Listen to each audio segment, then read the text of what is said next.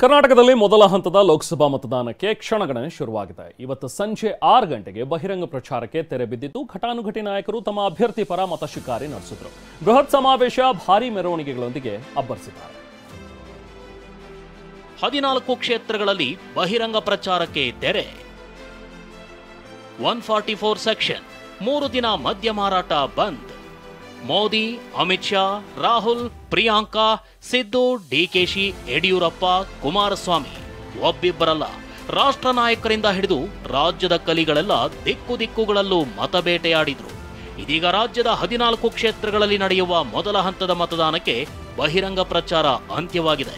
ಸಂಜೆ 6 ಗಂಟೆಯಿಂದ 14 ಕ್ಷೇತ್ರಗಳಲ್ಲಿ 144 ಸೆಕ್ಷನ್ ಜಾರಿಯಾಗಿದ್ದು, ಸಭೆ ಸಮಾರಂಭ, ಮೆರವಣಿಗೆ, ಧ್ವನಿವರ್ಧಕ ಬಳಕೆಗೆಲ್ಲ ಬ್ರೇಕ್ ಬಿದ್ದಿದೆ.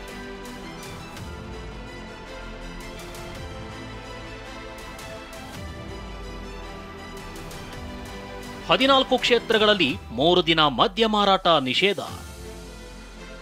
ಕೊನೆ ಕ್ಷಣದಲ್ಲಿ ಬಾರ್ಗಳತ್ತ ಓಡಿದ ಮದ್ಯಪ್ರಿಯರು.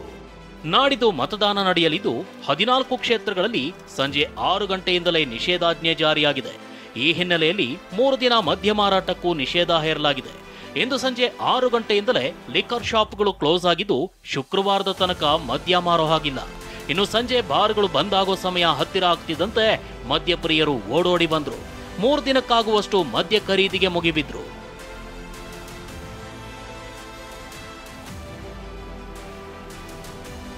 ಏನೇ ಹೇಳಿ, ಇಷ್ಟು ದಿನದ್ದು ಒಂದು ಲೆಕ್ಕವಾದ್ರೆ ಇನ್ನೆರಡು ದಿನದ್ದೇ ಮತ್ತೊಂದು ರೀತಿ ಇರಲಿದೆ.